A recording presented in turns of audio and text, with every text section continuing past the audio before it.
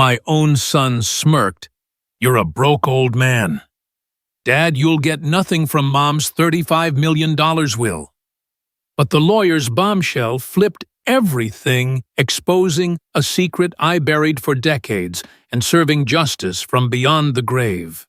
What did my ex-wife hide that turned my world upside down? If that gut punch twist hooked you, hit like, share with anyone who's faced family betrayal, and subscribe for more raw, real stories that'll keep you on edge. Here's my story, a journey of regret, sacrifice, and a truth so shocking it rewrote my life. I'm Victor Hayes, a 70-year-old guy scraping by in a rundown little duplex on the edge of Asheville. It's nothing fancy, just a rented spot with a gravel driveway, a backyard creek that floods every time it rains hard, and a tomato patch I water every morning to keep myself busy. I do odd jobs around the neighborhood, fixing leaky faucets or mowing lawns for a few bucks, just enough to cover my black coffee, some canned soup, and the heart meds that keep this old ticker going. Most days I sit on the porch with a stack of beat-up jazz books, stuff about Duke Ellington or Thelonious Monk, trying to drown out the regrets that creep in like fog off the Smokies. I figured living like this was my punishment, a way to make up for the mess I made. But then everything flipped upside down with one phone call on a drizzly March morning in 2025. It was the estate lawyer's office telling me Eleanor, my ex-wife, had passed from cancer after months of fighting. I froze right there in my kitchen, the receiver slipping in my sweaty palm, the smell of burnt toast hanging in the air. Lord, I hadn't seen her in over 2 decades, but the news hit like a gut punch. We split in 1999. After that awful miscarriage in '84, I was off at some real estate deal in Atlanta when she called from the hospital alone and scared.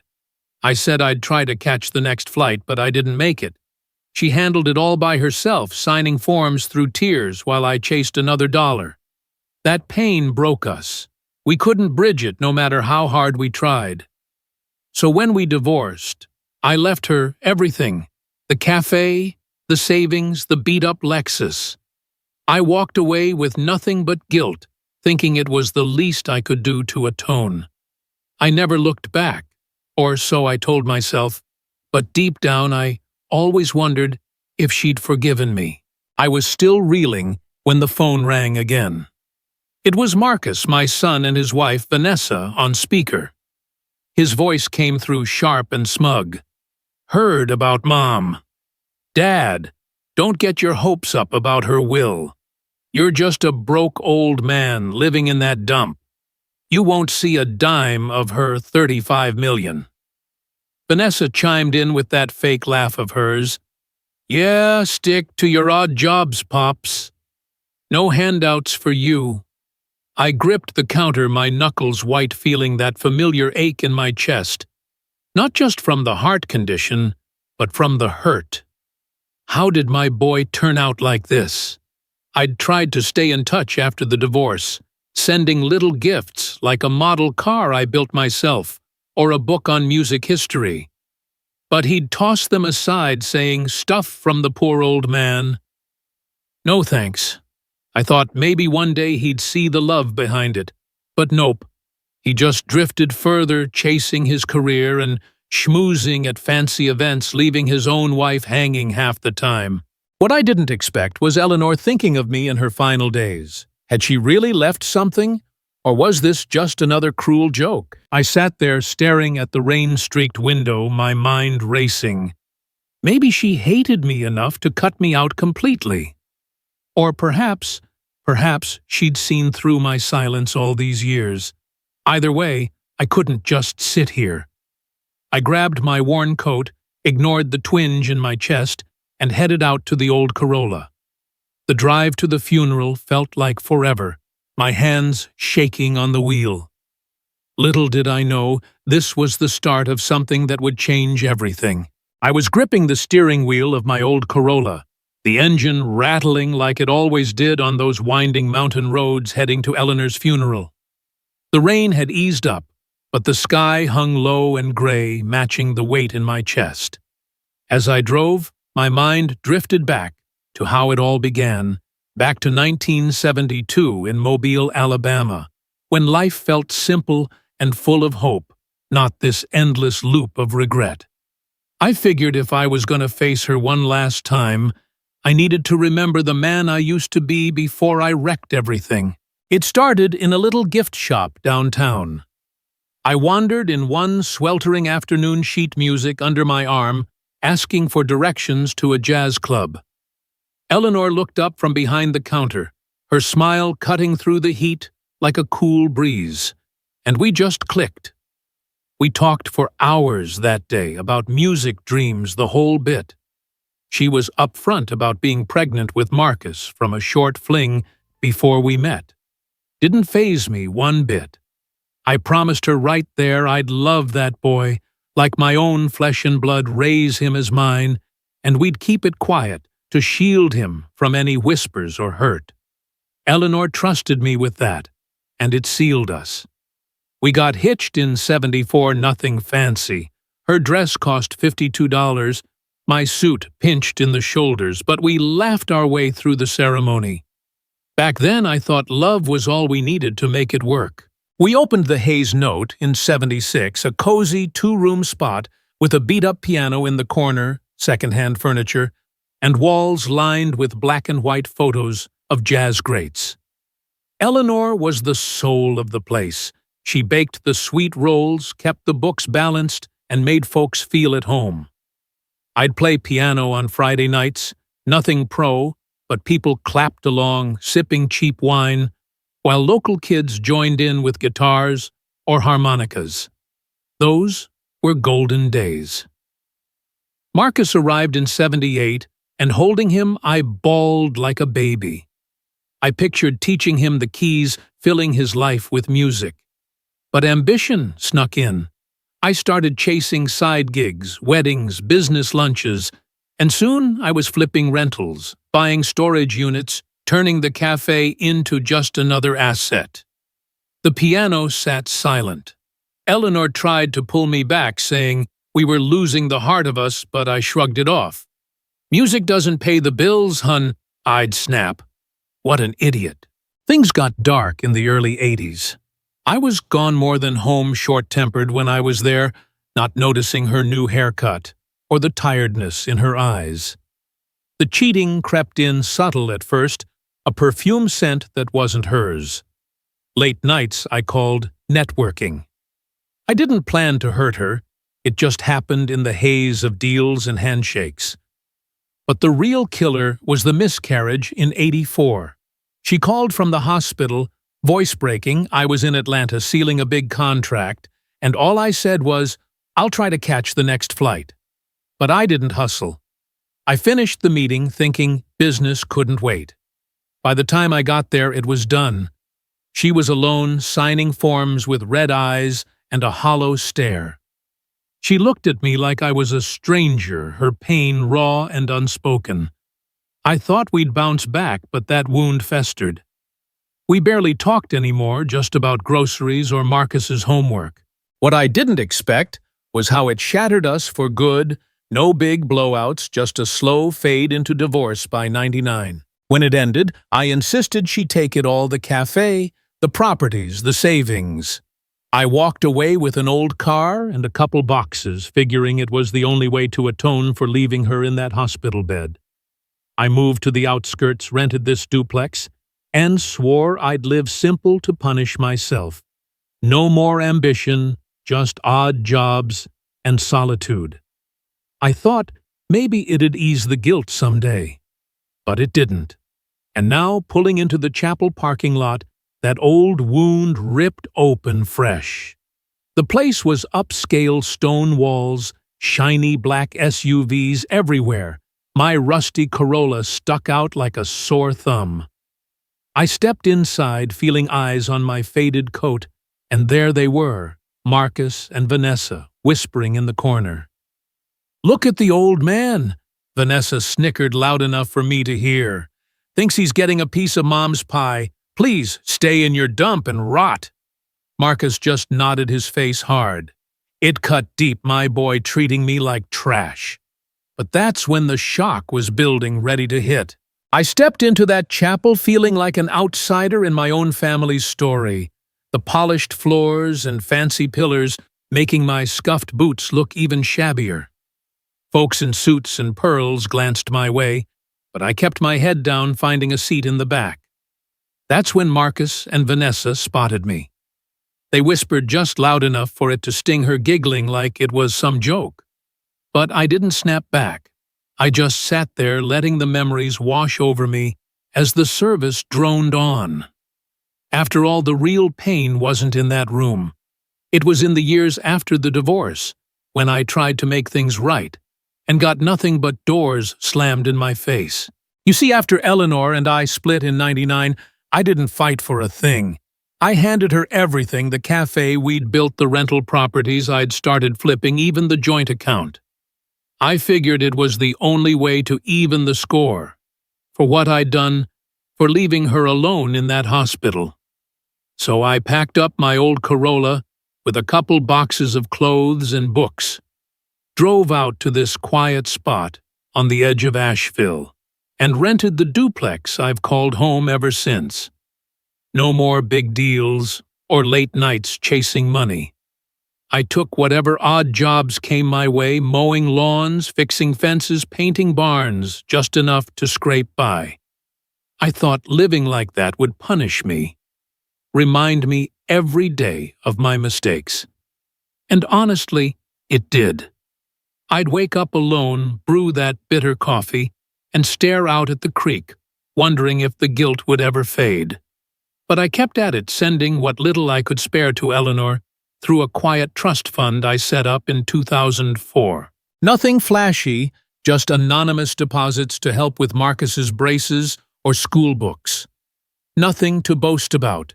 Nothing that would let me play the hero. I didn't want credit. I just wanted to ease the burden I'd caused, even if it meant skipping my own doctor visits to afford it. Marcus was 11 when we divorced, and he stayed with his mom those first few years. I respected that Eleanor was the steady one, the parent who showed up for everything, but I tried to stay in his life from afar. I'd save up and send small gifts, stuff I thought he'd like: a used book on jazz history, or a model car I put together myself in my shed, spending 3 nights gluing the pieces just right because I remembered how he loved cars as a kid. "Hey, kid, thinking of you," I'd scribble on a note. I figured it'd show him I cared, even if I couldn't be there every day. But then the rejections started. He'd call or write back, rare as that was, and say things like, "Stuff from the poor old man, no thanks, Dad." Or worse, Eleanor would tell me he'd just toss it in the trash without opening it, calling it junk from the old guy in the dump. Lord, that hurt more than any business deal gone bad. I pictured him as a teenager rolling his eyes at my packages, maybe laughing with friends about his broke dad living in some backwoods shack. I kept sending anyway, thinking maybe one day he'd see the love behind it. What I didn't expect was how he'd pull away completely by 16, diving headfirst into his own ambitions, networking events, climbing the corporate ladder, schmoozing with big shots. He built his own life, sure, but at what cost? Vanessa told me once he was missing dinners, skipping anniversaries because work comes first. Sound familiar? It was like looking in a mirror, me all over again, putting deals before family. Did he even know the family secret we'd kept, that he wasn't my blood? Or was he just too busy to care? Through it all, I stayed put in my little corner of the world, watering those tomatoes, fixing neighbors' porches, and nursing this aching heart, both the literal one and the broken kind. I didn't chase Marcus or beg for visits. I just hoped my quiet sacrifices would mean something. Sending that trust money to Eleanor, even when I had to skip meals to afford it, was my way of saying sorry without words. Nothing flashy. But the loneliness gnawed at me. Nights I'd sit with my journal back then, scribbling about the boy I'd raised or tried to, and wonder where I went wrong. Was it my fault he turned cold? I thought I was doing right by stepping back, letting Eleanor have the stability. But seeing him now at the funeral whispering with Vanessa like I was some joke, it boiled up all that pain. I was hurting, yeah, from the rejection from knowing he'd tossed my efforts aside like garbage. And the disappointment. It ran deep. Here, he was repeating my mistakes, neglecting his own wife for important meetings, while I rotted alone. I'd tried to be a good dad, damn it, but he turned his back. What payback was coming for that? As the service wrapped up, Marcus finally approached his suit sharp, and his face set like stone. "You shouldn't have come, Dad," he muttered loud enough for nearby folks to hear. "This is for family, not some old guy scraping by in the boonies. You don't deserve a piece of Mom's legacy." Vanessa nodded, her eyes cold as ice. I swallowed hard, feeling that familiar twinge in my chest, but I didn't argue. What could I say? I just nodded and walked out, the weight of it all pressing down. Little did I know, the lawyer's office was next, and Eleanor's will was about to turn the tables in ways none of us saw coming. I walked out of that chapel side door, the chill wind cutting through my thin coat like a knife, carrying the faint, sterile smell of funeral flowers mixed with damp earth. My boots crunched on the gravel each step, feeling heavier than the last. I didn't head straight to the car, needed a minute to breathe, to shake off the stares from all those suited-up folks inside. I thought slipping in quiet would let me grieve in peace, pay my respects without drama. But boy, was I wrong. The trouble started the second I showed up, and it boiled over in ways that still twist my gut. As I shuffled down the aisle earlier, the cold air in the chapel hit me like a wall, the kind of place where whispers echo, and you feel every eye judging. My faded jeans and patched coat stuck out among the pearls and ties like I was crashing a party I wasn't invited to. I found a back pew, hoping to fade into the woodwork, but Marcus zeroed in on me right away.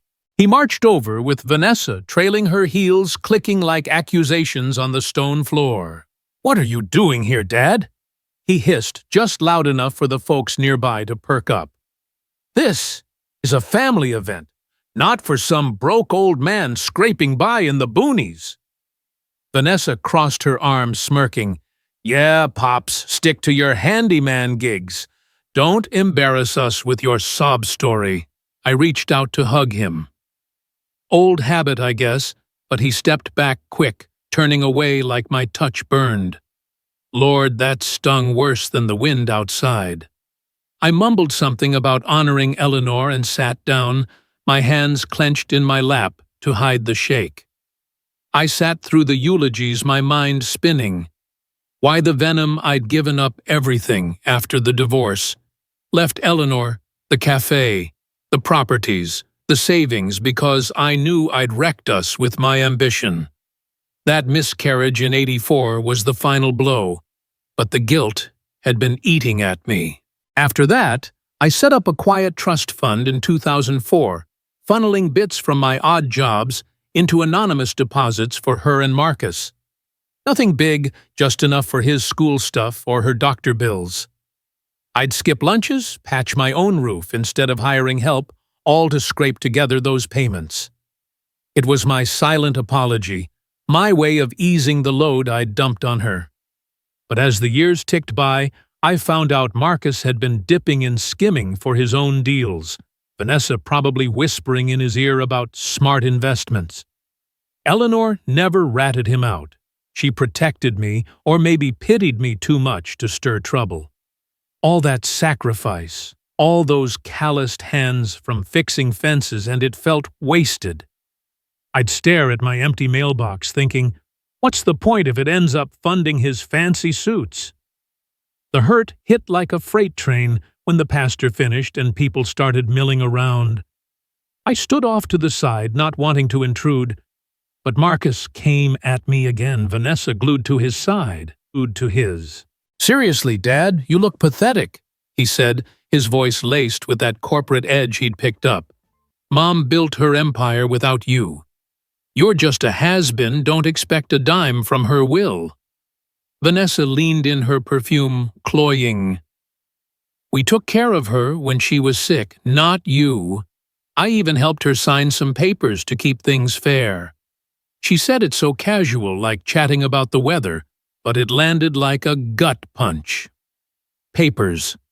When Eleanor was dying, was Vanessa bragging about pressuring her into changes, and why the cruelty toward me? I hadn't asked for a thing in decades. I just stood there, throat tight, feeling the old heart flutter kick in, not just from the disease, but from the betrayal. I thought about telling him off about the nights I'd lain awake, regretting every missed hug, or how I'd scraped by so Eleanor could thrive. But what good would it do? He was too wrapped up in his world. Endless meetings, schmoozing at galas, leaving Vanessa to fend for herself half the time. Sounded just like me back in the day, putting ambition before everything. Did he even realize he was repeating my errors? Or was he too busy climbing to care? I felt a mix of sorrow and anger bubbling up. Sorrow for Eleanor, who'd raised him with love despite everything, and anger at how he'd turned out so cold. They couldn't erase the pain she'd endured, or mine. If anything, their cruelty made me more determined to stick around for whatever came next. As the crowd thinned, a receptionist slipped me an envelope, the invitation to the will reading at Mr. Ellis's office downtown. "It's important you attend," she said softly, her eyes kind, like she sensed the storm brewing. I nodded, tucking it away, my fingers numb from the cold, or maybe the shock. The drive there felt endless, my mind spinning with questions. What had Vanessa meant by those papers? And why did Eleanor think of me at all? I pulled up to the sleek building, a tower of glass and steel that screamed success, everything I'd walked away from. My heart was pounding, not just from the climb up the steps, but from the fear and a flicker of hope twisting inside. I stepped through the door, ignoring the fancy lobby ready for whatever bomb was about to drop. I stepped through the door of Mr. Ellis's office, the polished oak desk and leather chairs, making me feel even more out of place than at the funeral. The air smelled like old books and coffee, the kind of spot where big money gets divvied up. Marcus and Vanessa were already there, sitting straight-backed, like they owned the room, Marcus fiddling with his cufflinks, and Vanessa scrolling her phone with that smug look. Mr. Ellis, gray-haired and sharp-eyed behind his glasses, nodded at me politely. "Glad you could make it, Mr. Hayes." I mumbled a thanks and took the seat across from them, my hands clasped tight to hide the tremble. I figured this was just a formality. Maybe Eleanor left me some old record or a photo album for sentiment's sake. After all, I'd given her everything in the divorce. What could she possibly owe me? But as Mr. Ellis cleared his throat and started reading, everything flipped on its head in ways I never saw coming. He began with the basics. Eleanor's will dated January 22, 2025, notarized, and all that jazz. Marcus leaned back, arms crossed, a little smirk playing on his lips like he knew the punchline. Vanessa shot me a glance, her eyes saying, "Don't get comfy, old man." I kept my face neutral, staring at the folder on the desk, thinking this would be quick, and I'd be back to my quiet life by noon. But then Mr. Ellis got to the meat of it. To my former husband, Victor Hayes, he read, "I leave controlling interest 51% in Hayes Real Estate Group, including voting rights and board authority.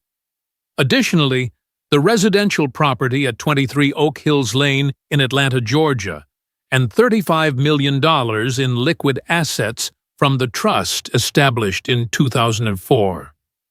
The room went dead silent. I blinked, sure I'd misheard. Me, the guy scraping by on odd jobs, getting the lion's share. Marcus sat up straight, his smirk vanishing like smoke. Vanessa's phone slipped from her hand, clattering on the floor.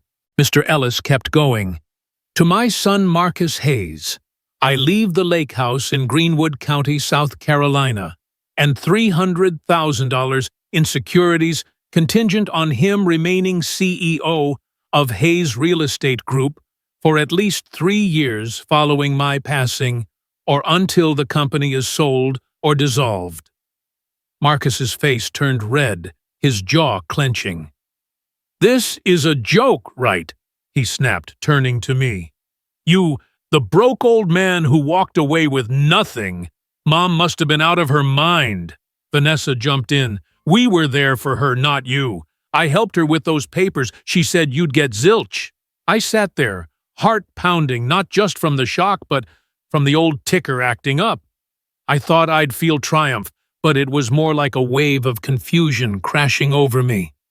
Why me? I'd given up everything to atone, left her the business seed money, the properties, and lived like a hermit to punish myself.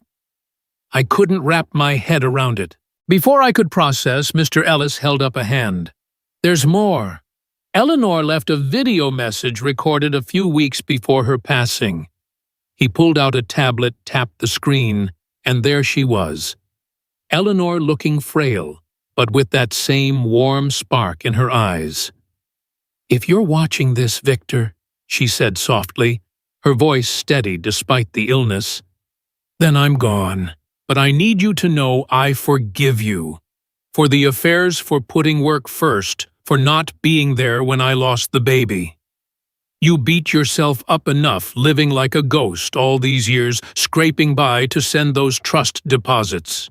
I knew about them, and about you hiring that investigator to check on me from afar, making sure I was okay without intruding. It meant more than you know." My throat tightened, tears blurring the screen. How did she know about the PI I'd hired him quietly, just to ease my worry, never stepping in? And the trust I'd set it up anonymous, thinking it'd help without reminding her of me. She continued, "You loved Marcus like your own, even though we both knew he wasn't your blood. You kept that secret to protect him. And you walked away with nothing so we could start fresh. That's why this is yours, the company we built together, the house where it all started, the assets. Not out of pity, but because you earned it in silence, proving your worth beyond money." The video faded, and I wiped my eyes, feeling a mix of shock and something warmer validation after decades of self-doubt. I'd gone from poor old man to heir overnight, but it wasn't the money hitting me. It was her words acknowledging the quiet hell I'd put myself through. I thought she'd hated me forever. But no, she'd seen the man behind the mistakes. Marcus exploded first. "This is bullshit!" he yelled, slamming his fist on the table. "Mom was confused, sick. She wouldn't leave the empire to a has-been like you." Vanessa nodded furiously. "We took care of her, fed her those lines about papers. You weren't there, Dad, off in your shack playing martyr." Their rage was palpable, faces twisted like I'd stolen something. But it only highlighted their coldness, Marcus too busy climbing ladders to visit his dying mom often, or me in my loneliness. Vanessa, egging him on, probably saw dollar signs fading. I didn't gloat, I just sat there, the weight lifting a bit for the first time in years. What I didn't expect was how Eleanor's forgiveness would sting them so bad, exposing their greed. Mr. Ellis cleared his throat again. "There's a letter, too, for your eyes only, Mr. Hayes." He slid an envelope across the desk. I opened it with shaky hands, Eleanor's handwriting neat as ever. "Victor," it read, "I saw your pain all these years, the way you punished yourself living small to make up for big mistakes. I forgive you, and I want you to forgive yourself. Take this, and live, play the piano again, find peace. And know I loved ye even at the end. Tears rolled down my cheeks as I folded it away. After all the solitude, the rejected gifts, the self-imposed exile, I felt seen. Truly seen. But the room was thick with tension. Marcus glaring, Vanessa whispering furiously. I knew this wasn't over. Their anger was just the start of the storm. Little did I know it would lead to revelations that'd shake us all. I sat there in Mr. Ellis's office, the envelope with Eleanor's letter still clutched in my hand, her words echoing in my head like a long-lost melody. The room felt smaller all of a sudden, the air thick with tension. I'd just felt a glimmer of peace for the first time in decades, her forgiveness, her recognition of the quiet hell I'd put myself through, and I thought maybe, just maybe, this was the end of the road. But nope. Marcus shattered that illusion before I could even catch my breath. He shot up from his chair, face twisted like he'd been slapped. "This is a load of crap," he barked, pointing at me. "Mom was out of it, sick, confused. You must have manipulated her dad. Some broke old man like you scraping by in that shack. No way she left you the company and $35 million. You're not worth a dime." Vanessa jumped in, her voice shrill. "Exactly. We were the ones there for her, not you. I helped her with those papers. She promised us everything. This has to be fake." I blinked, the words hitting like a sucker punch. Manipulated me.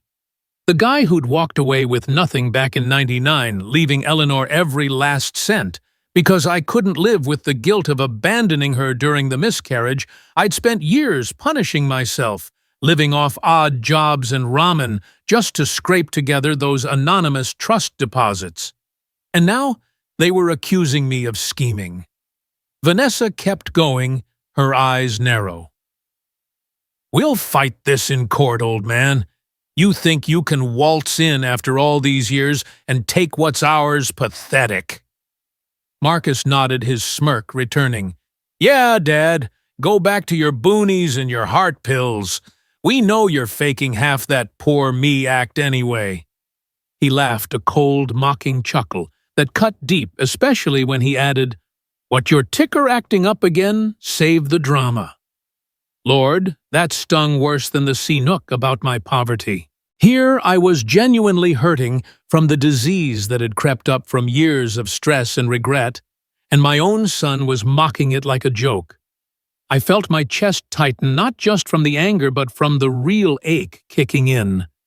How had he become this cold? I'd tried to show him love even from afar, with those little gifts he tossed aside. But now seeing him team up with Vanessa to tear me down, it flipped something inside me from hurt to a quiet fire. They wouldn't get away with this, not after treating me like dirt. I didn't fire back right away. What good would yelling do in a lawyer's office? Instead, I just looked at Mr. Ellis, who adjusted his glasses and said calmly, "The will is airtight, folks. Eleanor was of sound mind. 2 doctors confirmed it." But Marcus wasn't having it. He paced the room, ranting about how I'd wormed my way back in during her final days, even though I hadn't seen her in years. Vanessa pulled out her phone, muttering about calling their attorney. It was clear their motive was pure greed. They'd counted on that fortune to fuel their lifestyle, with Marcus buried in work, and Vanessa playing the socialite. But underneath, I sensed Vanessa's cold calculation. She was the one pushing him, whispering about securing their future, while he neglected his own marriage just like I'd done. I thought maybe Marcus had a shred of decency left, but watching him dismiss me like trash, it dawned on me he'd become the worst version of myself, ambitious to a fault, blind to the people he hurt. What I didn't expect was how their rage would crack open the door to something bigger, a mystery that'd pull me into investigating them. That night back in my duplex, the weight of the day hit hard. I sat on the porch with a lukewarm beer, replaying Eleanor's video in my mind, her voice soft but strong. You proved your worth in silence. It gave me a spark, you know. For the first time, I felt like maybe my sacrifices hadn't been for nothing. But then, my phone buzzed an unknown number. I almost ignored it, figuring it was a scam about car warranties or something. But I picked up, and a nervous voice on the other end whispered, "Mr. Hayes, you need to know Marcus has been dipping into company funds. And Vanessa, she's been pushing him to cut corners. He's so wrapped up in deals and networking, he's barely home. His wife's been calling the office, sounding miserable." Click. They hung up before I could ask who it was. My heart raced, not just from the shock, but from the old ticker acting up again. Who was this disgruntled employee? And why now? It planted a seed of doubt. Was the will fake like they claimed, or were they the ones scheming to steal what Eleanor intended? I couldn't just sit on it. Despite the fatigue settling in my bones, the kind that comes from a bad heart, and worse memories, I started digging. I called an old buddy from the early days, a guy who'd worked the cafe with us before I blew it all up. "Vic," he said, surprised to hear from me after years. "Yeah, I've heard rumors. Marcus is running the company like a machine, but word is he's siphoned off trust money, your trust money for personal stuff. And Vanessa. She's the brains behind the push." We talked late into the night, me pacing my tiny kitchen, ignoring the twinge in my chest. It wasn't easy. My hands shook dialing numbers, my eyes blurred from lack of sleep. But damn it, I felt alive for the first time in ages. Living simple all these years had toughened me up. I wasn't some frail old man they'd painted me as. I thought digging would just clear my name. But it stirred up more questions. Were they behind a forged will? And how deep did their greed go? I knew I had to keep going, even if it meant facing them head-on. But then everything changed in a heartbeat. I came home from a late shift, fixing a neighbor's fence, my back aching only to find my front door ajar. The place was tossed, drawers yanked open, papers scattered, my old journal ripped apart. Nothing valuable was missing. I didn't have much, but it felt personal, like a warning. I stood there in the dim light, heart pounding so hard I had to sit down breathing shallow. Who'd do this? Marcus, Vanessa, or someone they sent? I grabbed the phone with trembling hands and called Mr. Ellis. "Someone broke in," I gasped. "I think it's connected." His voice was steady. "Come see me first thing. We'll get to the bottom of this." As I hung up, staring at the mess, a mix of fear and resolve washed over me. They'd pushed too far, treating me like dirt after all I'd sacrificed. But now, with Eleanor's words in my pocket, I was ready to fight back. Little did I know, this was just the start of uncovering their dirty secrets. I hung up the phone with Mr. Ellis. My hand still shaking from the call, staring at the mess in my living room like it was a bad dream. Papers scattered everywhere, my old journal torn to shreds, drawers yanked open, nothing stolen. But it felt like they'd rifled through my soul. I sank into the porch chair, the creek bubbling in the background, and took a deep breath to steady my racing heart. The doc had warned me stress could trigger another episode, but how was I supposed to stay calm? Someone had broken in, probably Marcus or Vanessa's doing, trying to scare me off. That will? I thought about ignoring it, just letting them have their way after all I'd lived without the money all these years. But Eleanor's words from the video echoed in my head. "You proved your worth in silence." No, I couldn't back down. This wasn't just about me anymore, it was about honoring her. So, despite the ache in my chest and the empty wallet from years of scraping by, I decided to dig deeper. Little did I know what I'd uncover would crack everything wide open. First thing the next morning, I called an old buddy from the cafe days, Nora's husband, actually a retired cop, who'd done some PI work on the side. "Vic," he said, surprised to hear my voice after all this time. "You sound rough. What's going on?" I laid it out: the will, the break-in, the nagging feeling that Marcus and Vanessa were hiding something. He agreed to help for old time's sake, no charge, but I insisted on paying what I could. I'd saved a little from fixing fences the week before, skipped a few coffees to make it stretch. "All right," he said. "I'll poke around. Give me a couple days." I hung up feeling a spark of hope, mixed with that familiar guilt. Hiring help meant dipping into my slim savings, the kind I'd built from odd jobs while punishing myself for the past. But damn it, it felt right, like I was finally standing up after years of taking punches. While I waited, I couldn't sit still. I paced the duplex, replaying every rejection from Marcus over the years. Those gifts I'd sent, books on jazz model cars I'd glued together late at night, my fingers sore from the work he'd tossed them like garbage. "Stuff from the poor old man," he'd say. It hurt, but I kept trying, thinking one day he'd see I was still his dad blood or not. Eleanor and I had kept that secret to protect him, and I'd loved him like my own anyway. But now he was too busy climbing ladders, schmoozing at events, leaving Vanessa to handle the home front alone. I'd heard from a mutual friend she was unhappy calling him out for missing dinners because of important meetings. Sounded just like me back in the day, putting ambition before family. Did he even realize he was repeating my mistakes? Or was Vanessa pushing him, whispering about securing their future, while he neglected everything else? I thought maybe he had a heart under that suit, but the way he'd turned his back on me at the funeral, it made me wonder. A couple days later, my buddy called back. "Vic, you were right to worry," he said, his voice low, like he was sharing a secret. "Marcus has been dipping into company funds, shifting money around to cover personal stuff like fancy trips and investments. And that trust you set up for Eleanor, he's been skimming from it for years. Vanessa's fingerprints are all over the paperwork. She's the one who helped Eleanor sign things when she was too sick to argue." My stomach dropped, skimming my trust.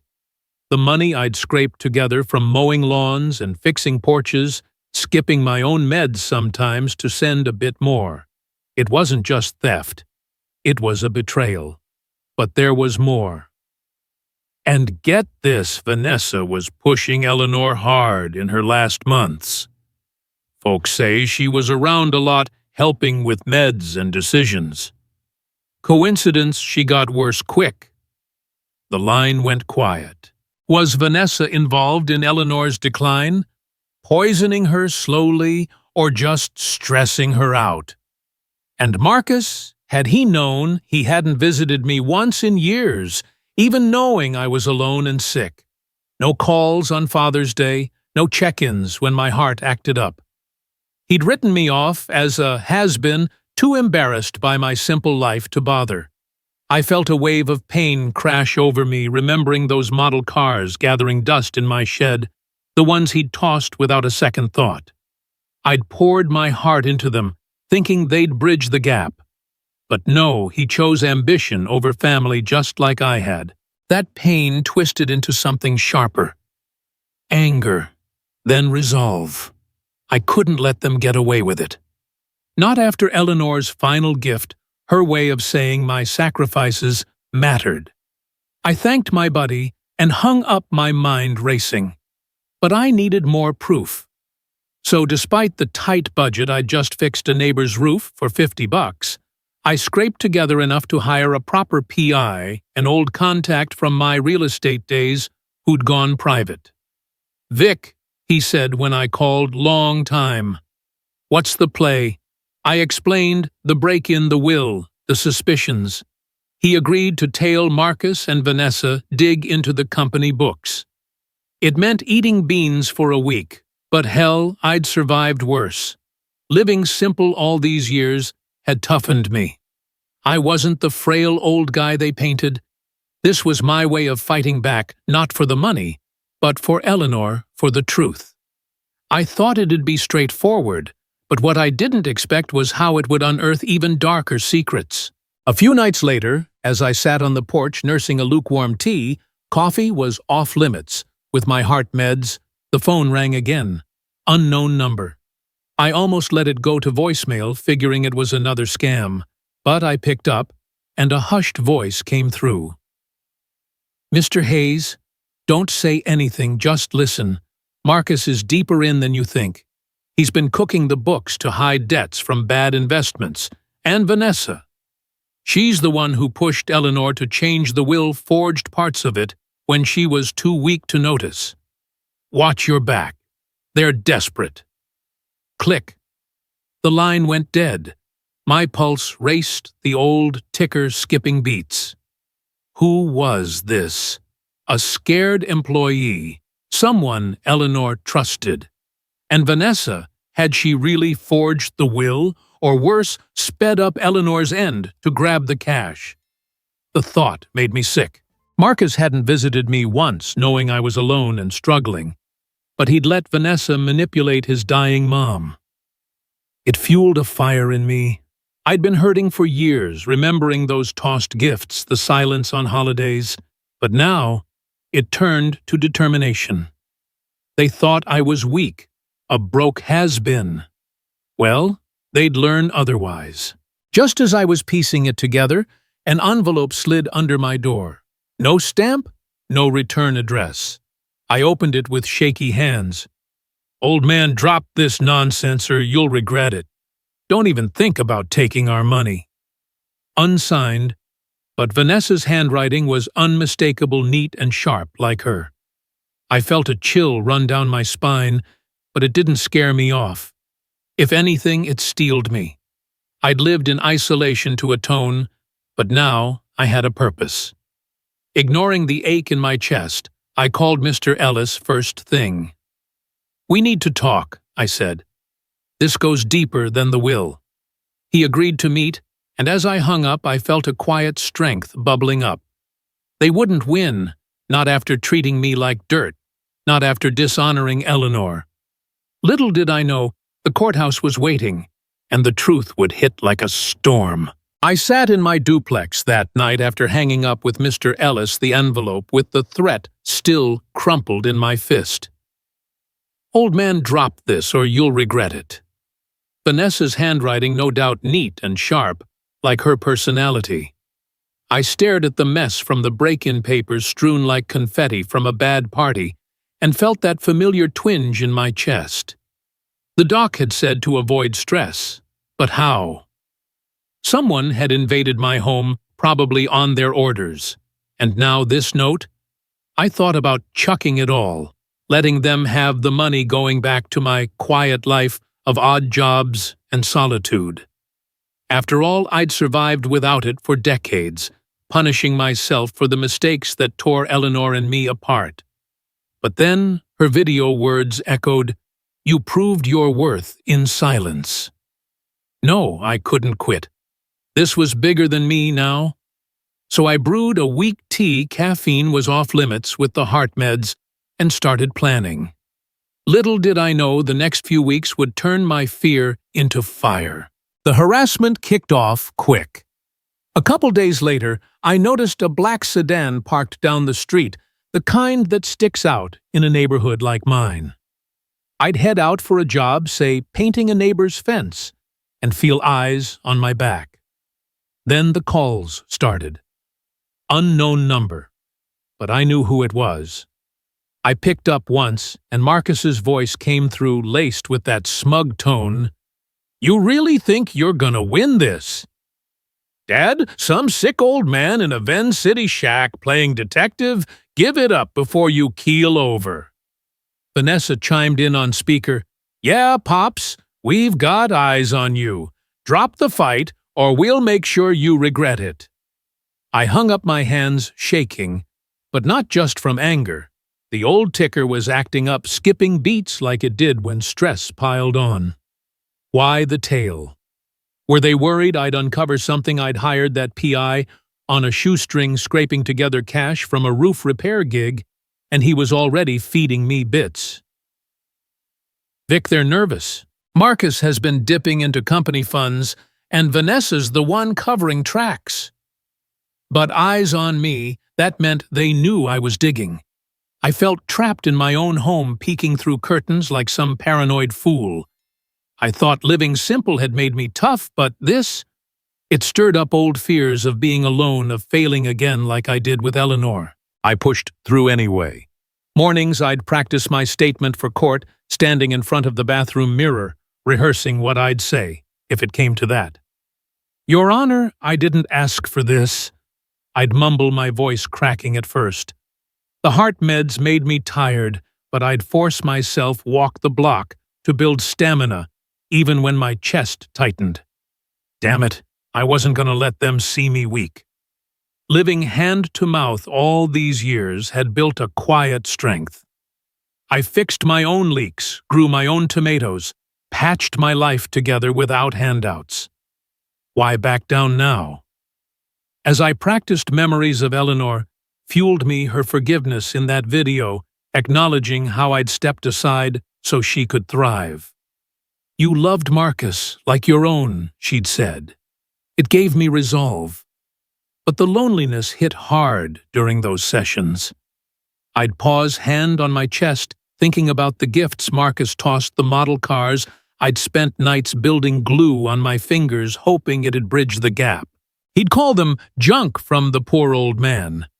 What hurt most was knowing he was repeating my sins, too busy schmoozing at events, leaving Vanessa alone like I'd left Eleanor. A friend mentioned she'd been calling around, sounding fed up with his absences. Motive: greed, plain and simple. Vanessa pushed him to protect their lifestyle, cold as ice about the fallout. The real bombshell came midweek when Mr. Ellis called me in. I drove downtown, the Corolla sputtering, feeling every pothole in my bones. His office was the same oak desk, leather chairs, but this time he had a serious look. "Vic," he said, leaning forward, "Eleanor left more than the will. She recorded this a month before she passed." He played it on his laptop, a hidden audio clip from her phone. Eleanor's voice, weak but clear. "Vanessa, stop pushing these papers. I'm not changing the will." Then Vanessa's reply, smooth and insistent. "Come on, Eleanor. Think of Marcus. Victor doesn't deserve it. He's just a broke has-been. Sign here. It'll be easier." The coercion was blatant. Vanessa badgering her when she was too sick to fight back. My jaw dropped. How had Eleanor captured this? And why leave it for me? Ellis explained. She suspected foul play, set her phone to record during visits. This proves the forgery attempt. I felt a rush, not vindication yet, but a spark. Vanessa's cold calculation shone through. She was the driver manipulating a dying woman for cash, while Marcus turned a blind eye, too wrapped up in work to notice or care. Their motive? Pure self-interest, protecting the empire they'd assumed was theirs. That revelation shifted everything inside me. I went from scared, jumping at shadows from that tailing car, to fired up. The fear was still there, especially with my heart acting finicky, but remembering Eleanor's strength pushed me forward. She'd forgiven me despite my failures. Now it was my turn to honor that by standing tall. I'd always thought Marcus might come around, that deep down he cared. But hearing how he'd let Vanessa harass his mom, and never once checking on me, knowing I was alone and sick, it turned my hurt to resolve. He'll regret turning his back, I muttered to myself, practicing my statement again. He'd abandoned me, like I'd abandoned Eleanor, history repeating. But this time, I'd break the cycle.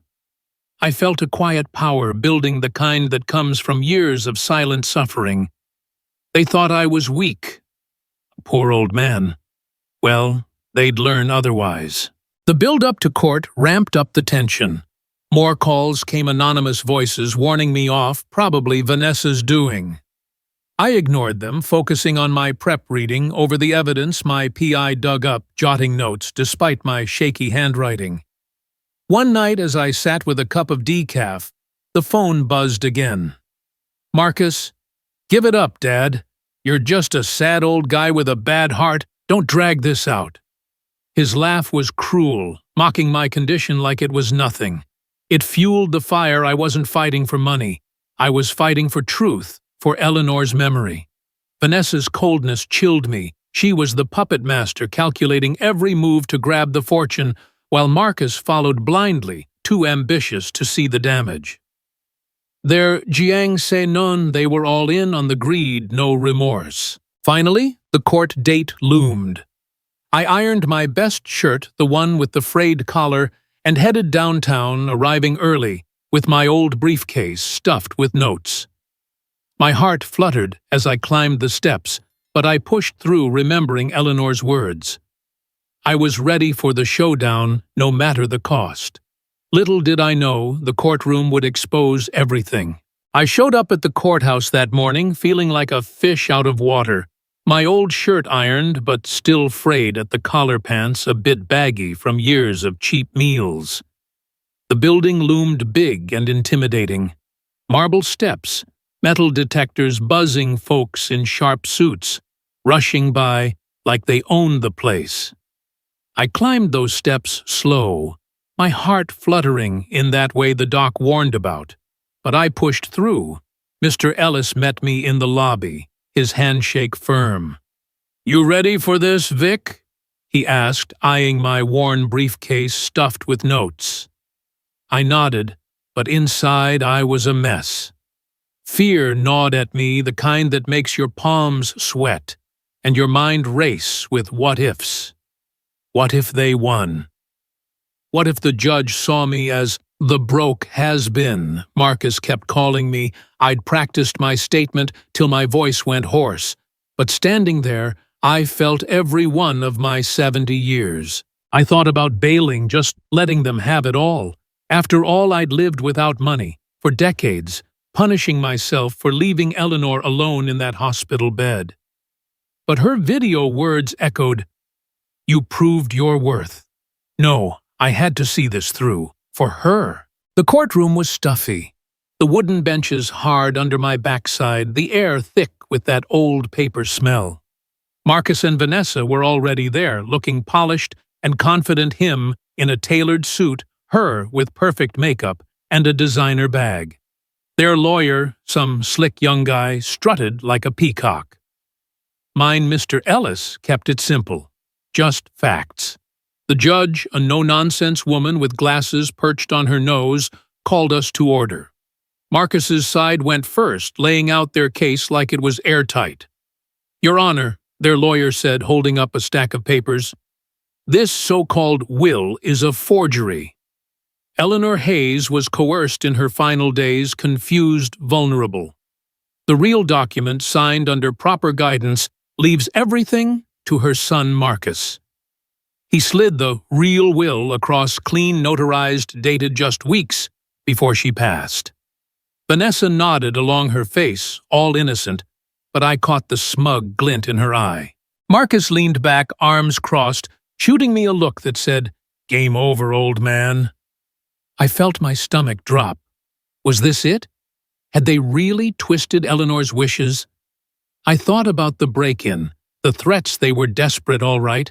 But seeing them so sure, I started doubting. Maybe I was just a fool chasing ghosts. Mr. Ellis stayed calm, like he'd seen this 100 times.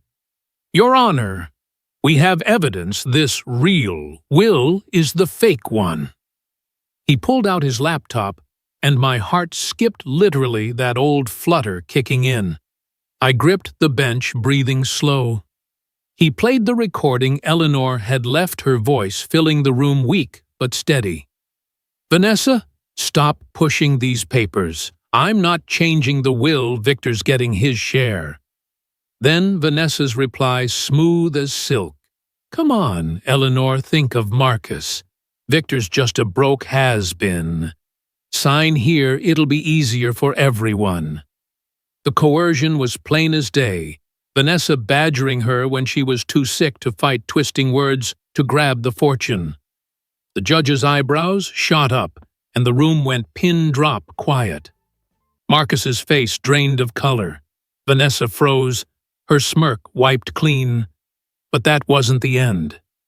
The tape kept rolling. Eleanor alone after Vanessa left, whispering into her phone. If you're hearing this, Vic, know I saw through them. And remember Marcus, he's not your blood. But you loved him anyway. That's why this is yours. My jaw dropped. She'd revealed the secret we'd kept all these years to protect him from hurt, from feeling like an outsider. But here, it was out in the open, twisting the knife. The courtroom erupted well as much as a courtroom does. Their lawyer stammered, trying to spin it as edited or out of context, but the judge wasn't buying. This recording changes everything, she said, banging the gavel. The original will stands. Case dismissed. I won, just like that. But it didn't feel like a victory yet. I was too stunned, my mind reeling from the secret spilling out. Marcus slumped in his seat, head in hands, looking smaller than I'd ever seen him. Vanessa hissed something at him, her cold mask cracking into panic. Her motive clear as day, greed, pure and simple, pushing to cut me out so they could keep the empire. No remorse, just calculation. But Marcus, he broke first. It's true, isn't it? He muttered, voice cracking as he looked at me. I'm not yours. That's why you walked away, left us everything. You sacrificed it all for Mom. Even though I wasn't your kid. Tears welled up and he confessed right there.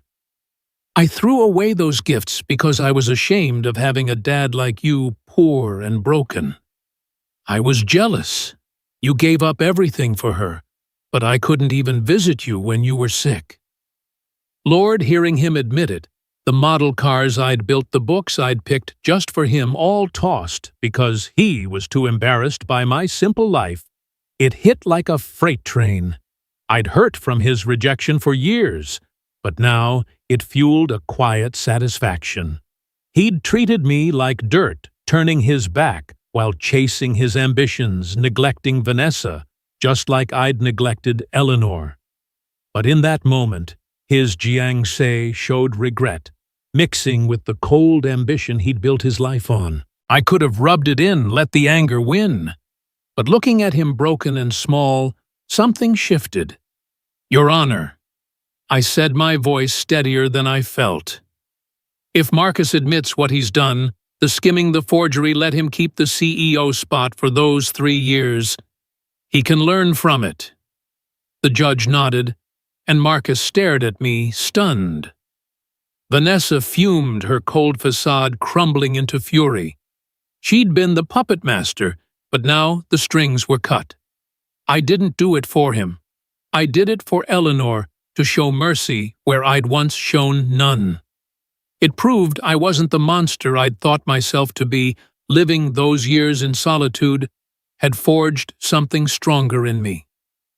As the gavel fell, a wave of relief washed over tension, easing the knot in my chest, loosening for the first time in forever. I felt Eleanor's presence, her recognition lifting the weight I'd carried. Sweet revenge, maybe a bit seeing them squirm, but mostly it was peace. I left the courthouse with my head high, the sun breaking through the clouds for the first time that day. My old Corolla waited in the lot, a stark contrast to their fancy rides, but I didn't care. For the first time I felt forgiven, not just by her, but by myself. The drive home was quiet, my mind clear, ready to face whatever came next. Little did I know the old house and that piano were calling. I pulled up to the old house at 23 Oak Hills Lane. My rusty Corolla, coughing, like it was as worn out as me. The place looked different, neater than I remembered, with trimmed hedges and navy shutters, but the bones were the same. The brick house Eleanor and I bought back in '75, when we were young and full of dreams. The key Mr. Ellis sent felt heavy in my pocket, like it carried all those years we'd lost. It was a week after the courtroom win, and I was still reeling from Eleanor's will, 51% of the company, $35 million. And this house all left to me, the guy who'd walked away with nothing to atone for my sins. I'd spent decades punishing myself, scraping by on odd jobs, thinking I didn't deserve more. But her words from that video, her forgiveness kept playing in my head. You proved your worth in silence. I thought coming here might close a chapter, maybe let me breathe easier, despite the heart flutter that never quite left. Little did I know stepping inside would open up something I'd thought was gone forever. The front door creaked as I pushed it open, the air inside smelling of lemon polish and something faintly floral, like traces of Eleanor, lingered. The hardwood floors gleamed nothing like the avocado green kitchen we'd had back then, but the layout was a time machine, same narrow hallway, same window, where I'd sip coffee while she read the Sunday paper. I wandered slow, my boots heavy on the floor, touching the doorframe where we'd marked Marcus's height with a pencil. Every step brought back flashes, the miscarriage in '84, her quiet sobs I ignored for work. The divorce in '99 when I left her, everything to ease my guilt. I'd lived alone since fixing fences and mowing lawns, sending those trust deposits to her and Marcus only to learn he'd skimmed them for his own gain. The hurt of his rejections, those model cars I'd built, tossed like trash, stung fresh. Why had I come here to say goodbye? Or to find something I'd lost? I ended up in the study, a room we'd once called Marcus's nursery. There on a big oak desk was an envelope with my name in Eleanor's neat handwriting. My heart skipped, not just the ticker acting up, but a wave of something deeper, like she was still here. I sat down, hands trembling, and opened it. Victor, it read, if you're here, you've won. I kept this house all these years, hoping one day you'd come back, not for me, but for you. I knew you were punishing yourself, living small to make up for the past. I saw it, the trust money, the PI you hired to check on me. You never stopped caring, and neither did I. Thank you for loving Marcus, like your own, for keeping our secret. Play the piano again, find peace. Eleanor. Tears blurred the page, my chest tight with a mix of grief and gratitude. She'd known about the PI, the trust, and she'd kept this house not as a rental, like I thought, but as a quiet hope. I'd return to who I was. What I didn't expect was what she'd left in the den. I walked down the hall, the floorboards creaking underfoot. And there it was, the old upright piano we'd bought from a thrift store in Mobile back in '74. The same chipped corner, the same worn keys freshly polished, but still out of tune. A small notebook sat on the bench, Eleanor's journal. I flipped it open, my fingers clumsy, and found an entry from last year. Victor's still out there, living like a ghost, to make up for what he did. I wish he'd come home, play our song again. I kept this place for him, for us, even if he never knows. My throat closed up. She'd held on to this house, this piano, despite everything, my betrayal, my absence, the years I'd spent alone, thinking I deserved the solitude. I sat down the bench, creaking, and lifted the lid. My hands shook not just from the heart condition, but from the weight of it all. I pressed the keys, stumbling through Eleanor's waltz, the song I wrote for her the night we bought this house. The notes were shaky, my fingers rusty from years of not playing. But they came alive, filling the quiet with a melody we'd shared when love was enough. I didn't cry, not quite, but my eyes burned as I played each note, pulling me back to those early days. Her smile, our laughter, the life we'd dreamed of before I blew it.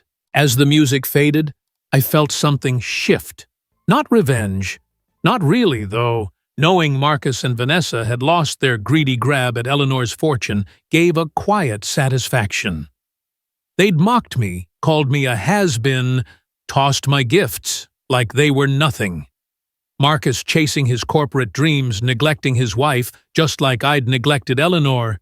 It was a bitter mirror. But Eleanor's letter, her journal, her forgiveness, they were a balm. I'd spent years beating myself up, living small to atone for the miscarriage, for walking away. Now I felt seen, like she'd reached across time to say I wasn't the monster I'd thought. It wasn't about the money or the company. It was about her knowing my heart even when I'd lost it. That was the sweetest payback, her trust, her love, outlasting their cold ambition. I closed the piano lid, my hands steadier now, and tucked the letter and journal into my coat. The house felt warmer, like it had held onto her spirit all these years. I walked out, the sun low and golden, casting long shadows across the lawn. For the first time in decades, I felt lighter, not cured, not whole, but closer to peace. Marcus's betrayal still stung, his refusal to visit me even when he knew I was sick. But I wasn't fighting for him anymore. I was fighting for the man Eleanor saw in me. As I climbed into the Corolla, I knew the next step wasn't just about moving on. It was about building something new. Little did I know a chance to heal with Marcus was waiting, one last gift from her. I drove away from that old house on Oak Hills Lane, the Corolla humming a little smoother than usual, like the weight I'd been carrying had lightened just a bit. The sun was dipping low, casting a golden glow over the trees, and for the first time in forever, I felt a spark of something like hope flickering inside. Eleanor's letter and journal were tucked in my coat pocket, her words still fresh. Find peace. I'd spent decades beating myself up, living small, scraping by, on odd jobs, punishing myself for leaving her alone in that hospital during the miscarriage. But now, her forgiveness felt real, like a door cracking open after years of being slammed shut. I thought maybe this was my chance to build something good out of the mess, not just for me, but for what she'd left behind. Little did I know it would lead to a reconciliation I never saw coming, one that'd tie up the loose ends in ways that healed more than hurt. With the will settled and the money in my name, 51% of the company, $35 million. The works, I didn't go on a spending spree or anything flashy. Nah, that wasn't me. I'd lived simple too long to change now. Instead, I used a chunk to set up a music charity, the Eleanor Hayes Foundation for local musicians. Nothing big and corporate, just a fund to help kids get instruments, pay for lessons, maybe host free jazz nights, like we used to at the Hayes Note. It felt right, honoring her love for music, the piano tunes that had brought us together back in '72. I even invited Marcus to the launch event, despite everything. Sent him a simple note, "Son, come if you want. No strings." I figured he'd ignore it like all those gifts I'd sent over the years, the books and model cars he'd tossed aside, because they came from his poor old man. Why would he show now after treating me like dirt? But I sent it anyway, thinking maybe Eleanor's spirit would work some magic. What I didn't expect was him actually showing up, and what he brought with him. The event was at a community hall downtown. Nothing fancy, just folding chairs, a stage, with a rented piano, and some local kids playing tunes. I'd organized it myself, despite the doc nagging me about my heart. "Take it easy, Vic," he'd say, but I couldn't sit idle. Playing that piano at the old house had stirred something in me, a reminder that music was our real legacy, not the money or the company. So I pushed through the fatigue, the occasional flutter in my chest, and got it done. Proved to myself I still had some fire left, even if my hands shook a little. Setting up the mic. Folks showed up, old friends from the cafe days, neighbors who'd hired me for odd jobs, even a few strangers drawn by the flyers. I was nervous, sure hadn't performed in public since the old days, but as I sat at the keys and played Eleanor's waltz, stumbling a bit, but feeling the notes flow, it hit me. This was bigger than me. It was proof that love outlasts mistakes, that a simple life could still build something meaningful. The crowd clapped, and for a moment I felt strong, like all those years of solitude hadn't broken me after all. Halfway through, I spotted Marcus in the back, Vanessa hovering beside him like she wasn't sure about being there. My heart skipped, not the bad kind, but surprise. He looked uncomfortable in his suit, out of place among the casual crowd. After the kids finished their set, he approached, hands in his pockets, avoiding my eyes at first. "Dad," he muttered, "didn't expect this." Vanessa stood off to the side, arms crossed, her usual smirk gone, maybe realizing her schemes had backfired. I nodded, keeping it cool. "Glad you came, son." That's when he pulled something from his coat, a small model car, one I'd built, and sent him years ago. Tears pricked my eyes. "You kept it?" I asked, voice rough. He nodded, looking down. "Yeah, I threw most away, but this one, I couldn't. I was ashamed, Dad, of having a father like you, poor and quiet. But after the court hearing Mom's tape, knowing I'm not even your blood, but you loved me anyway. You gave up everything for her, lived like a hermit to make up for your mistakes. And I treated you like crap, ignored your calls, mocked your heart issues, let Vanessa push me into fighting you." His voice cracked, and he admitted it all, the skimming from the trust, the forged will papers she'd pressured Eleanor into. I was so wrapped up in work meetings, deals, I barely saw Vanessa, just like you with Mom. I thought money fixed everything, but I was wrong. Lord, hearing him own up like that, it was like a dam breaking. I'd hoped for this after the courtroom tears, but seeing him here holding that model car hit different. His motive had been greed and shame, embarrassed by my simple life-chasing status to prove something. Vanessa's cold push had fueled it, but now she looked deflated, her calculations crumbling. I felt a twinge of pity, mixed with the hurt he'd learned the hard way, just like I had. From hope after Eleanor's letter, I moved to forgiveness, the kind that lifts a burden you'd forgotten you were carrying. It wasn't about gloating, it was about breaking the cycle. "It's okay, son," I said, clapping his shoulder. "We all mess up. Just learn from it." He nodded, wiping his face, and for the first time in years we hugged, awkward but real. As if the day wasn't full enough, my phone buzzed later, a text from my grandson Marcus's boy. "Grandpa, Dad told me about you.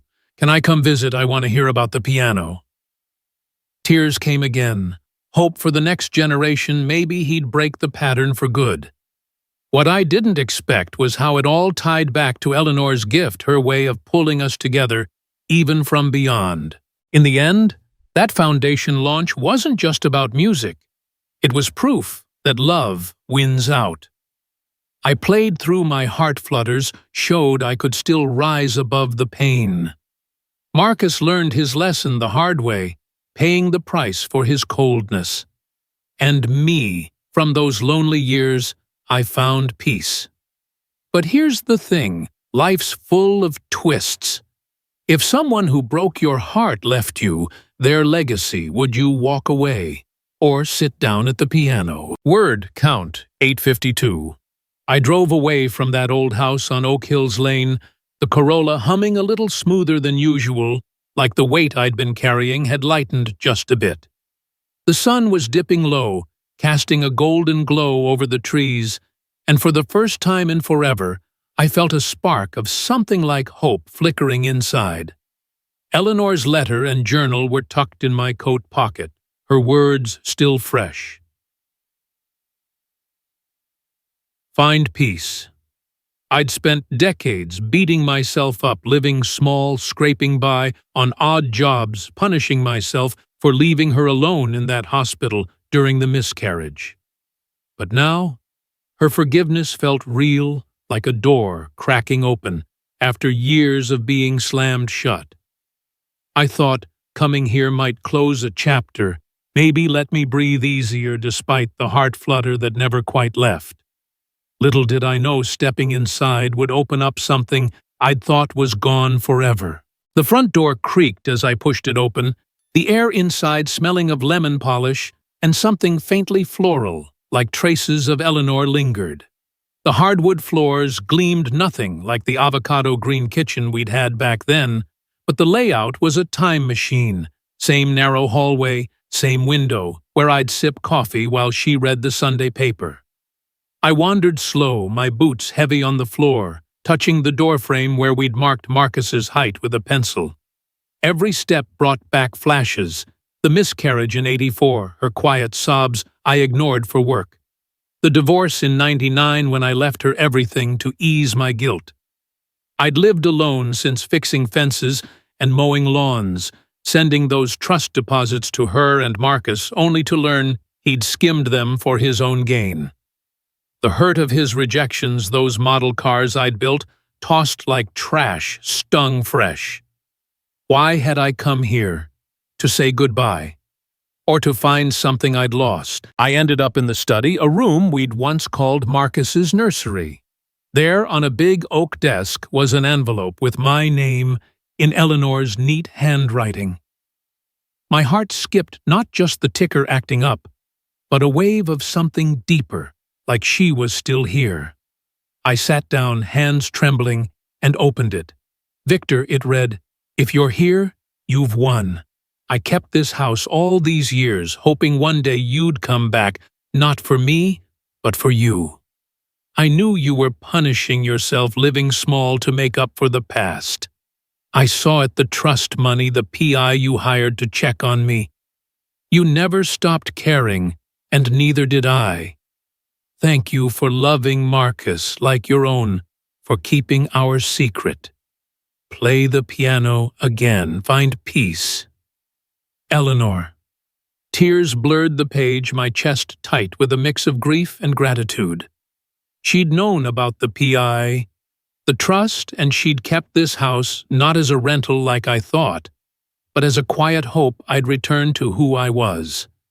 What I didn't expect was what she'd left in the den. I walked down the hall, the floorboards creaking underfoot, and there it was. The old upright piano we'd bought from a thrift store in Mobile back in '74. The same chipped corner, the same worn keys freshly polished, but still out of tune. A small notebook sat on the bench, Eleanor's journal.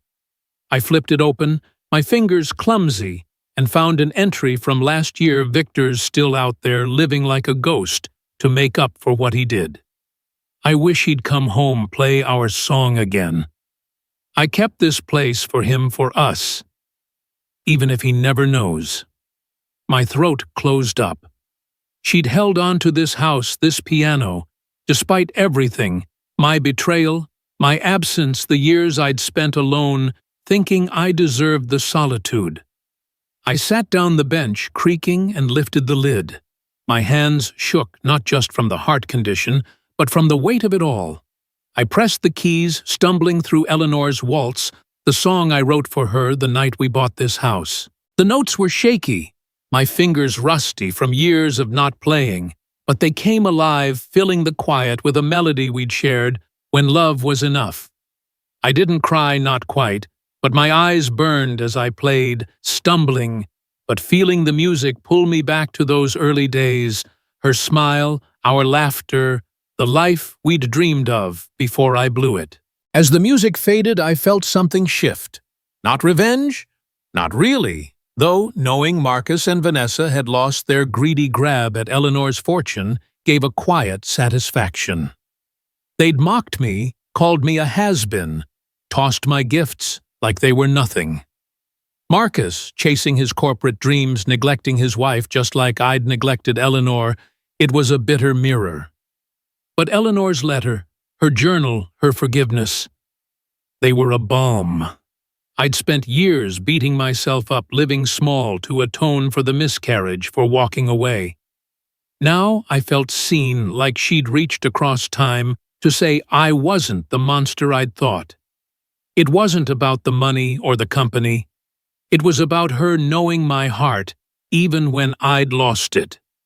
That was the sweetest payback, her trust, her love, outlasting their cold ambition. I closed the piano lid, my hand steadier now, and tucked the letter and journal into my coat. The house felt warmer, like it had held on to her spirit all these years. I walked out, the sun low and golden, casting long shadows across the lawn. For the first time in decades, I felt lighter, not cured, not whole, but closer to peace. Marcus's betrayal still stung, his refusal to visit me, even when he'd known I was sick. But I wasn't fighting for him anymore. I was fighting for the man Eleanor saw in me. As I climbed into the Corolla, I knew the next step wasn't just about moving on, it was about building something new. Little did I know, a chance to heal with Marcus was waiting, one last gift from her. And that's my story, a journey through regret, sacrifice, and a legacy that brought me back to who I am. Eleanor's forgiveness showed me that love and redemption outlast money or mistakes, and even a broken family can find healing. If this hit home for you, hit that like button, share it with someone who's faced their own family struggles, and subscribe for more real stories that remind us what matters most. Now tell me, would you sit down at that piano,